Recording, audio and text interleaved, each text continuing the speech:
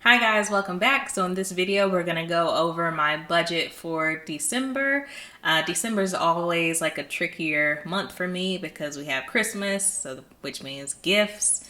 If you're from a big family, that can mean a lot of money. And then also for me in particular, my car insurance is due in December. So December always hits kind of hard, but let's go into it. So first thing first. Housing, as always, my housing is going to be 26% of my budget for December. So that includes my rent. That also includes my utilities. And I think I also include my phone bill with that. So that is 20% of my overall take-home pay. Next is living, and that's at 13%. There's one change with living from other videos. I've started including gas. Like I've never budgeted for gas because I don't know, I don't typically go anywhere. And like the places that I do go are like really close to me, so I don't ever spend a lot on gas. But I did want to start budgeting for it, so that's a little higher. So that's gas, it's groceries, eating out, household, shopping, and entertainment. Yeah, and entertainment. Yeah, and I'll explain the difference between like shopping and treat yourself as we get to that portion. Next is subscriptions, which I'm proud to say is only 1% of my budget for the month. Like when you think about it, it sounds like you have a lot of subscriptions because it's like Netflix, Hulu, Amazon Prime, I have HBO Max.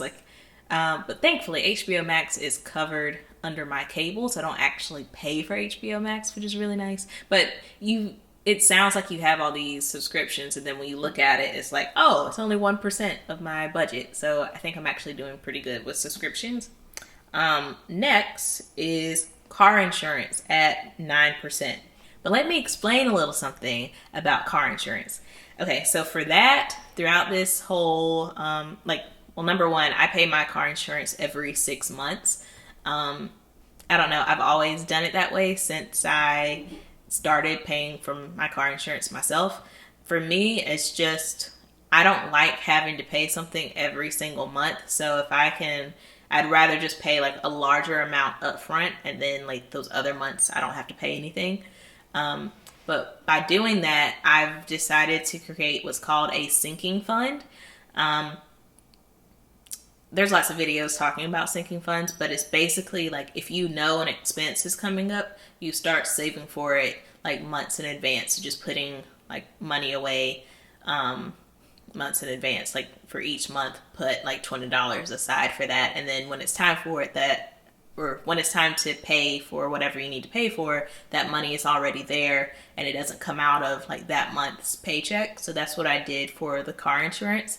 So my income is technically higher than other months because that money has been sitting in a savings account, and then I'm just gonna transfer it over to my checking account. So my car insurance, I'm not actually paying for it out of this month's paycheck. It's from like me putting money aside since like July. So that's really good because like this is Christmas and I have to buy Christmas gifts, and I still have my goals for paying down debt. So I don't have to put any extra money towards my car insurance because that money is already there. Next is Christmas gifts, and that is 6% of my overall budget. I have like a larger family. I'm only really buying gifts for my immediate family though. So that's my parents, my siblings, and then I have nieces and a nephew. So I'm buying 7 gifts, and that's gonna be split between everybody for that 6%. So yeah, we're just gonna have to get a little creative and find some things that can fit within the budget. It's always a thought that counts, family, if you see this video. So Merry Christmas. Next is giving. That's at 3%. Next is my buffer, and that's at 3%. I always I like leaving like a little buffer just in case something happens, or I don't know, like I want something, or who knows, like who knows what can happen within the time span of 30 days, right? So just leave a little buffer for whatever could happen. Next is my treat yourself, and yes, I am still treating myself during Christmas. I've learned as you become an adult, like Christmas, as far as the gifts, really aren't for you, or it's not like about you, it's about the kids. Like, I don't know, when you're a kid, it seems like you get like all these elaborate gifts, and then like as an adult, you typically don't. I mean, like you may get like a few small things, like at least in my opinion, you may get like a few small things or like get adulting type gifts. I think one year my parents got me towels and I was like, thank you, because I did need new towels, but that's not really like something that you want at Christmas time. So yes, I'm still treating myself so that I can get something that would make me, like my inner child, happy.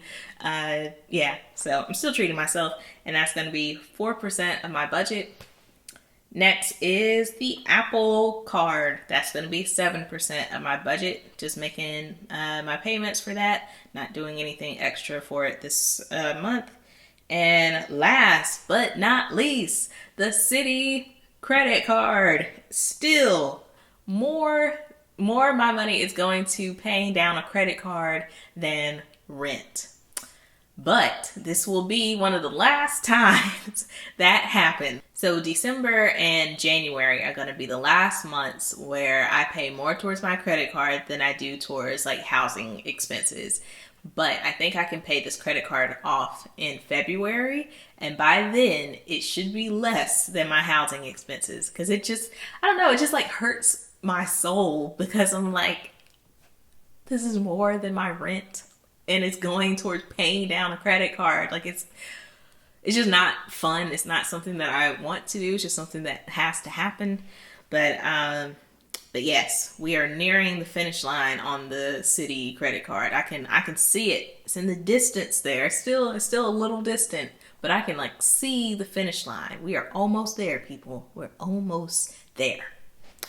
But that is my budget for December. I think that it's a pretty good budget, seeing as how it's Christmas and with the car insurance, but I'm still going to be able to make some significant progress in paying down my debt.